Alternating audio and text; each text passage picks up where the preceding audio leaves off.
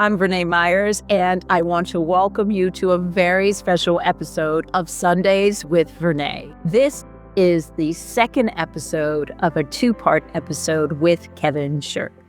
I hope you got to hear part one. If not, go back and listen to that. I hope you will enjoy this part two as well. When you're transitioning in any capacity, you got to take ownership of that. You got to take it. You got to embrace the good, the bad, the ugly. And certainly it's going to be people that are not rooting for you. And you got to get used to that. I had to get used to the people that weren't rooting for me as much as getting used to the people who were rooting for you, right? You got to take on both of those, you know. And I imagine the people who were rooting for you before also wanted to see you fail. That's a very interesting little dynamic that people have, right? Where they're like worshiping you, but at the same time waiting for you to fail. And it kind of happens, I think, on both sides, whether you are like doing the good thing for society or whether you seem to be excelling in crime or whatever else you're doing. There are always the naysayers, and then there are always the false, advocates. And so how do you navigate, especially like mentally, emotionally, spiritually, when you've got all of those dynamics around you? So a couple things. I'm just thinking backwards as you ask those questions. I think sports helped me. It prepared you. I think sports prepared you for a lot of things in life. But I also believe, like I mentioned earlier, I had 30 people working for me at age 23. I had an amount of responsibility that probably almost nobody would have, maybe even wish for. And it was a rocky road, right? To not make matters worse, because you could also make matters worse. So it was a rough road, but that was tough. So later in life, I had already had kind of this thick skin or understanding, or really clear about like what leadership looks like, feels like. It could be painful at times. It could feel great at times, and just then I understood that, like, block out the noise, stay focused. Because even in prison, I wrote about, I used to write about blocking out the noise, because usually it's just noise, like just all the folks you just described. It's just noise. Rarely is it something serious, but it's noise. But you are human too. Right? So you got to take that into account. We all are human. But it usually is just noise. And when you can discipline yourself to block out the noise, it just gets a little bit easier. So you were already writing when you were incarcerated. What were you writing? You were just journaling, or? Ironically, it's a funny story. I was working in the law library.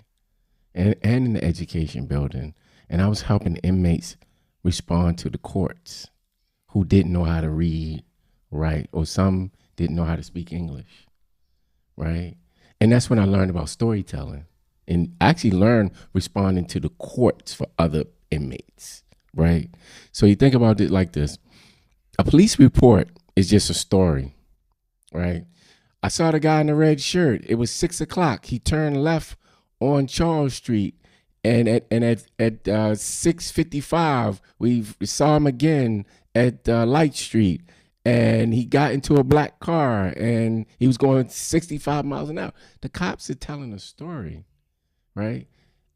So when we responding, you're telling a opposing story. The car wasn't black. It wasn't 6:00. I wasn't wearing a red shirt, and it wasn't me. I get it. So I learned in court, like responding to these court documents, like, oh, you're telling a story. That was the first time I truly began to understand the power of storytelling. Like a court document from a prosecutor, you're telling a story. And then your lawyer's job or your job is to tell an opposing story. And that's when I started to get like, oh, storytelling. And then gradually, by the time I got out, it was, at least I had an understanding of it. But then I got a mentor who used to work for the Baltimore Sun newspaper. And he took that seed that had been planted and he helped me water it. And now I'm writing, I published 4 books and I've ghostwritten for like 10 other people. I've written about 16 books in total in the last 12, 13, 14 years, something like that. Let's talk about your first book. Okay. Because you mentioned your first book. What's the title again? Lessons of Redemption. Lessons in Redemption, right? That was rough. Which is your story. Yeah, that's my whole story. And thank God for redemption, by the way. Yeah. It's powerful. It's a powerful concept. It is. And you said that it took you 5. You sat on the book for 5 years. I shelved it for 5 years. So tell me about that. How? First of all, what made you decide to do it? First of all, let me tell you. Why did you hold it back for 5 years? Well, first of all, I wrote the book in 6 months. I was finished in 6 months. I had that much stuff on my heart that I needed to just dump, right? And true story, I saw a piece on CNN about therapists using writing for soldiers returning home from Afghanistan and Iraq, using writing as therapy. I was like, wow, yeah, I probably got the same issue. But I wrote the book in 6 months and I sat it on the shelf for 5 years because in that time I founded a nonprofit. I'm meeting with like presidents of hospitals. We're doing stuff in Washington. We're doing stuff with the mayor of Baltimore. And I just felt like, why do you really want to open up this door to all this? Because like I mentioned now, I'm giving you pieces of the drug business and the drug trade. In that book, I laid everything out, all the way to how we were working with a group that was importing heroin from Bangkok, Thailand, into London, into Kennedy Airport, and bringing the drugs to Baltimore, right? Or when I would go down to Nuevo Laredo in Laredo, Texas, walk across the border into Nuevo Laredo. Back then, you could use your driver's license to cross the border. And I would go in with the cartel, and we was sending 30, 40 keys to Baltimore. So in that book, I laid out the details of that. And I was afraid that that would hurt me, telling the truth. Also growing up with, a substance abusing parent, and then the fear of being shot at. That's a scary thing. Like the sound of bullets going past your head so close you can hear them whistle. Some scary stuff. And I was honest in the book. I was afraid, just because you decide to continue to move forward with something, that doesn't mean you're not afraid. It's right. That's right. You're still afraid. That's and I was right. afraid, through all of those things, through all those situations. But then I was worried what people would think. I thought that would be taking me steps backwards. But then the crazy thing was February, March, something like that, of that year, I put the book out. And the responses I was getting from people that I respected very well, very much in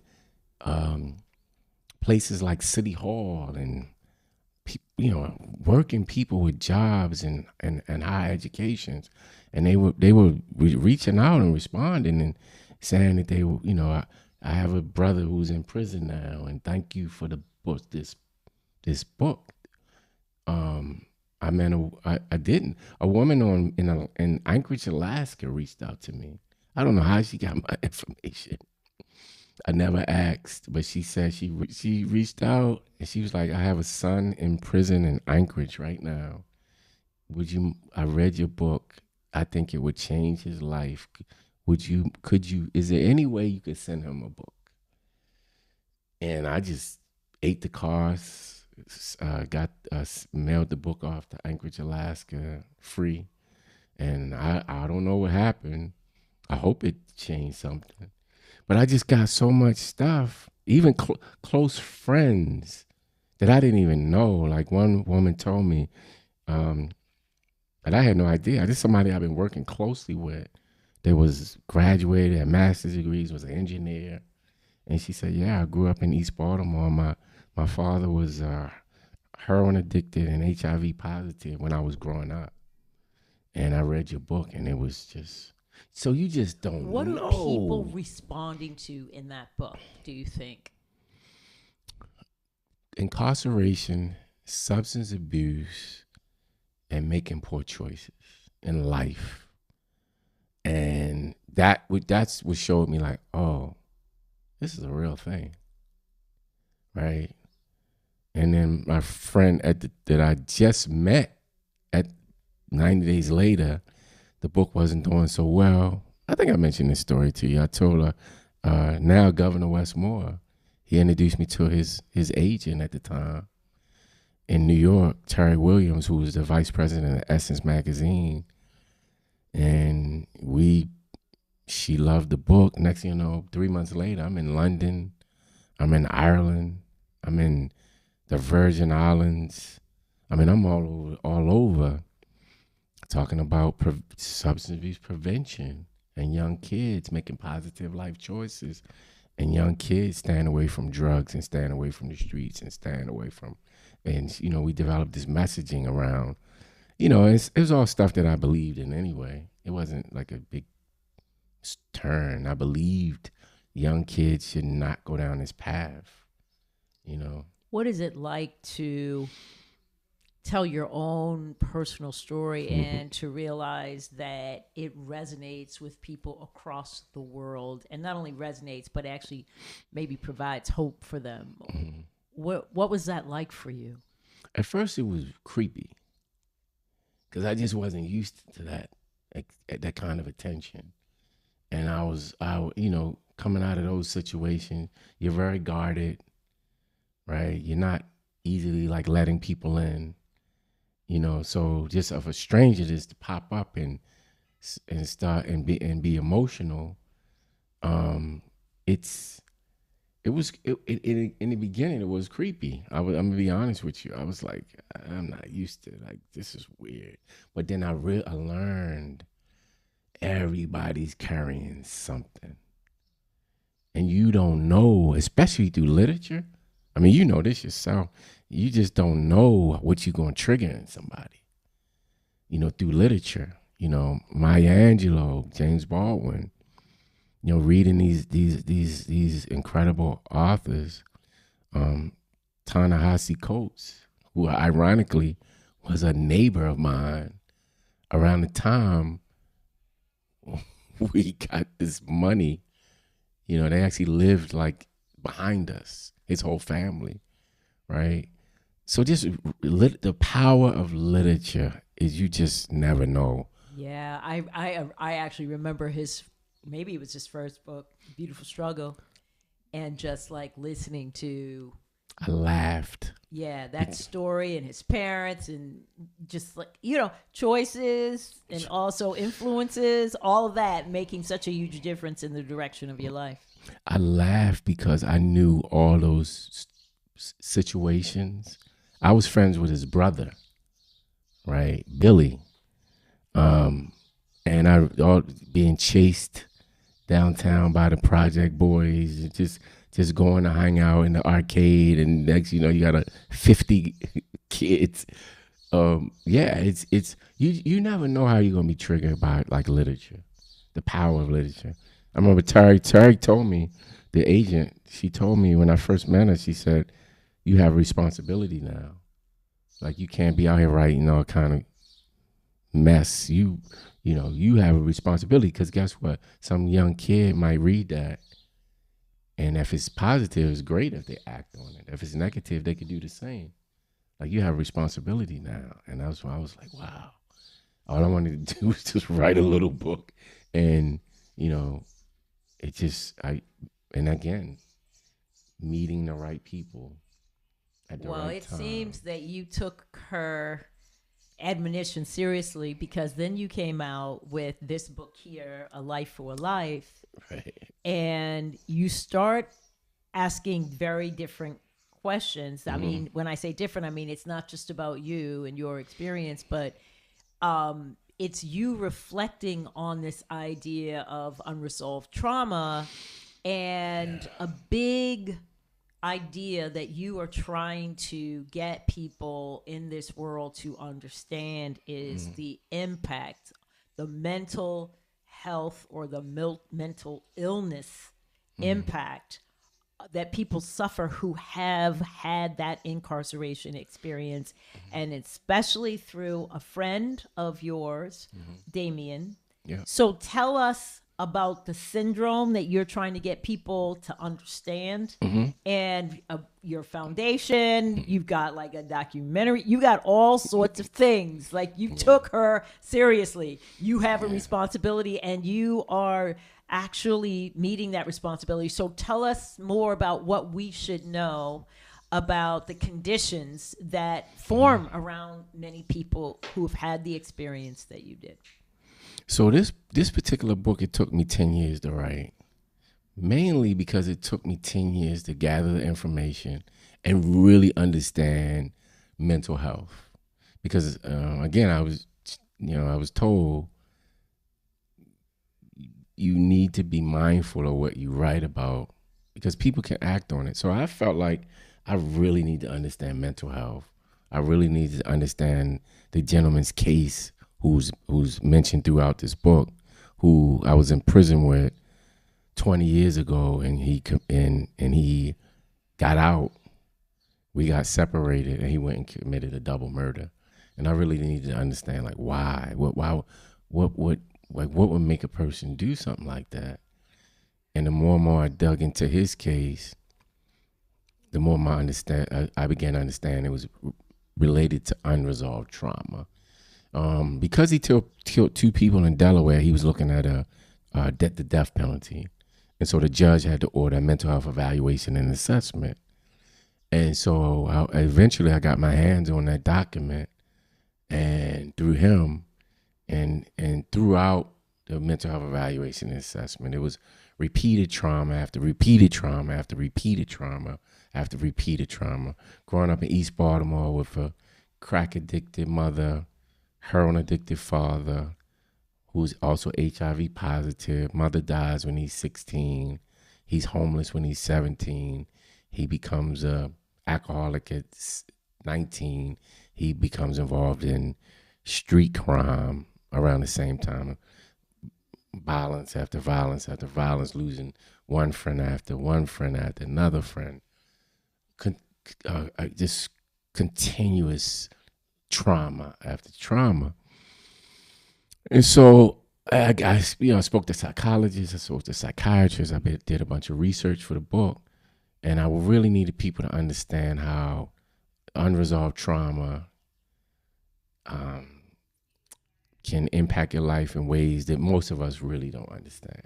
But also a condition that I later learned about called PICS, P-I-C-S, Post-Incarceration Syndrome. Post-incarceration syndrome is a form of PTSD that individuals acquire while they're in prison, experiencing violence, it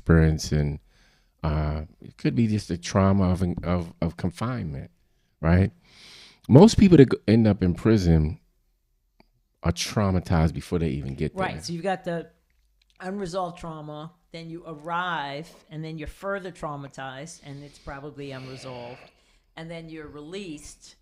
And now you're asked to build this life for yourself without the tools, the support, or clearly the understanding.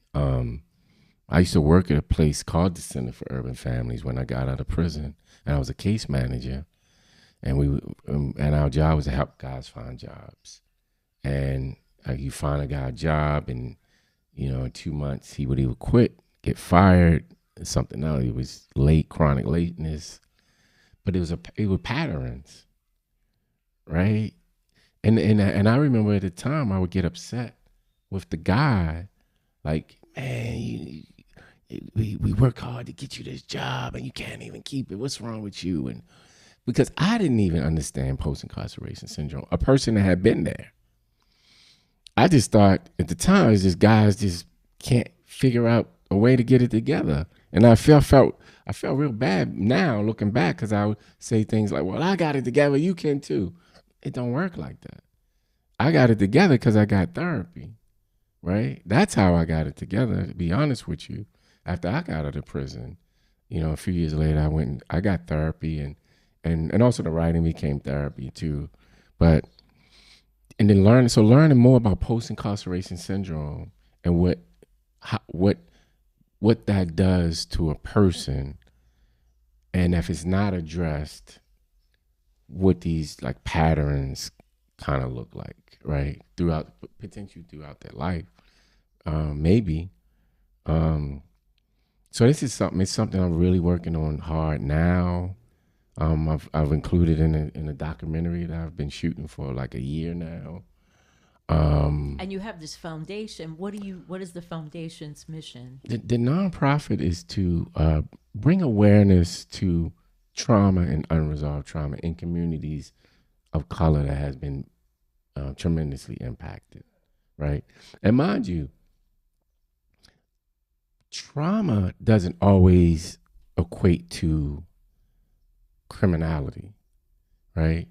Because you got people out here that have regular citizens just walking down the street may have witnessed something. You could have been in really just a terrible car accident, right? And now you feel nervous when you get back in the car and turn on the ignition and you're driving down the highway. Anybody can be impacted by trauma. It's not a thing where if you engage in criminality. So it's kind of twofold. We're working 2 tracks. Guys who are being released from prison, addressing unresolved trauma so they can have a full life. Because we talk about public safety and public health. Right. I was going to say it is important for the individual, and their family, but also the community and the larger society, right? Absolutely. We want them to get a job and keep a job. We want them to be productive and pay taxes like every other citizen in the community. So that's just kind of one track. And then the other track is just bringing awareness in communities around the issue of trauma and unresolved trauma. And, I advocate for therapy. Get therapy. Get into therapy. I advocate for therapy as well. I remember when in 2012, I believe it was, when the Obama administration passed the Obamacare, healthcare. So it opened up the door for access. It's not perfect. It's not a perfect system, but it did open up the door for access. So, back then the argument was,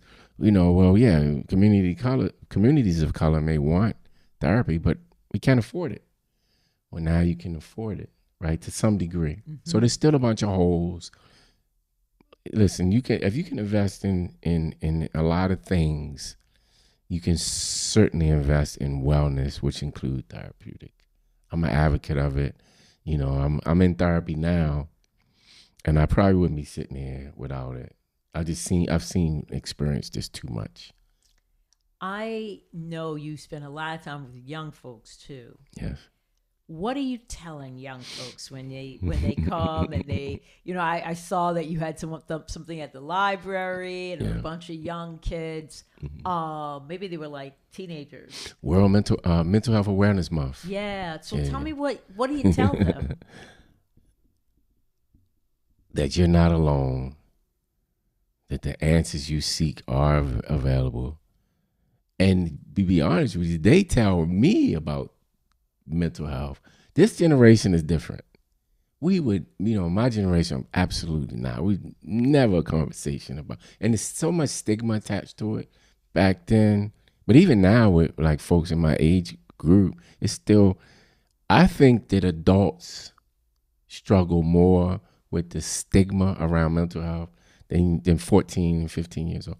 These kids were literally running to the microphone to talk about mental health, to talk about making positive choices, to talk about some of their challenges. They run into the microphone. I'd never seen anything like that in my life, but it just showed me this generation is different. You know, people do criticize the younger generation, but they're like, they're sharing everything about their life, and they're like and you're like, and there's some upside to that, right? Like the fact that they're not trying to cover. Now, of course, there's a version where they're trying to pretend that they are something that they're not. But I agree that now I see more freedom among the expression of their individuality. And it's great to hear you say that they are thinking more in terms of mental health and understanding, or at least speaking out loud about what they're challenged with. Because that's where it starts. We can't read your mind. And so if you speak, then at least we have a window into what's going on, and now we can start a conversation. But if you hiding everything and you're afraid to speak because there's a stigma associated with it, like you walk into the doctor's office, your knee, pain in your knee. If you don't tell them, it's not so obvious, right? And so that's why I admire these young. I think we're on the verge of breaking through and normalizing these conversations in society. And I think we're starting with a generation that's just a lot more open. I was going to say open. Yeah. If we don't totally. It's almost like the invention of the internet. Yes. like this big breakthrough that changed the world. And I think we're on the verge of another breakthrough that's going to have a profound effect on our community and the growth and development of and the sustainability of a healthy community. I could talk to you for many hours, but I have to try to wrap this interview up. So let me actually ask you to tell us, what are the things you wish people understood about, not about incarceration, about the syndrome that you're speaking of, about mental health? What do we get wrong? What do you want people to know and to be thoughtful about? That every single person coming out of prison is not a terrible individual. They've made mistakes like many other people, specifically nonviolent individuals. Because the truth is 95% of people that are in prison will be back in your community at some point. Like 95 will be back. So why aren't we doing everything we can to make sure that this 95% can be productive in our community? Because they will be our neighbors.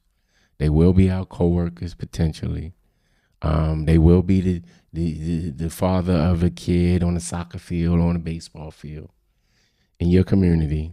So why are we doing everything we can to make sure these folks are whole again, regardless of their mistakes, so that we can have a healthier society and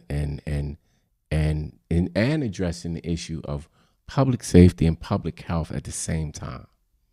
Instead of having them opposed to one another and not seeing that they are deeply connected. When people are whole, when they are healed, when they feel like they belong and that they actually have value, that makes a difference when it comes to public safety. And this last thing I just wanted to add, it costs a lot more money to put a guy back in prison after he's returned to the community, right? A lot more money. We could spend a fraction of that on getting that guy a therapist or a counselor, right? So that those things that can be addressed in that way. And that so if you believe in public safety, if you believe in public health, it's just a very different way to address like these issues in our community. I remember that we started naming violence as a public health issue. And there were people who were studying the underlying causes. And then somehow that just fell apart. And then we got into like major like police enforcement and so forth. And I'm not saying that we don't need that in certain situations. Absolutely. But when it's the only thing that we are financing and fueling, then it cannot actually end up delivering us the kind of community that we all feel safe in. And so what can people do? So many of us, I mean, some of us are very close to folks who have spent time incarcerated. Some of us are way far from it. But all of us have these stages or chapters in our lives, some better than others. And someone's helped us. Someone has advocated for us. What would you like to see people do more of who are just in the public to make this a better situation? I like to see them support policies, common sense policies. I had somebody tell me, Kevin, it's great. You can walk in the room and speak to 100 people and motivate 100 people. That's great. But imagine if you could push a piece of legislation that impact 100,000 people. Now your impact is a lot stronger. What I like to see people do is support policies that because there's laws that can be changed to make sure that when people return to the community, that they have access to mental health support, right? Policy change. We can make that a law tomorrow if the people say, hey, let's go this route. Because the tough on crime thing didn't work, right? Lock them up, throw away the key. Well, there's really no such thing. They'll be back eventually. That's not even true, according to the numbers. So policy changes that will policies around folks that are returning to the community having access to mental health support and services. And we could talk to our, councilman, congressman, senator, locally, state, federal. We could talk to them about that all day, pushing policies that just like we push all the other policies that. Yeah, like, for example, a couple of election cycles ago, I was helping, pass out information in polls, in front of the polls. Yeah. And this gentleman came up and walked out after having voted. And I said, did you have a good time in there? And he said, yeah, it's the first time I voted. And I looked at him and he was, I don't know, maybe 40 or 50. Yeah.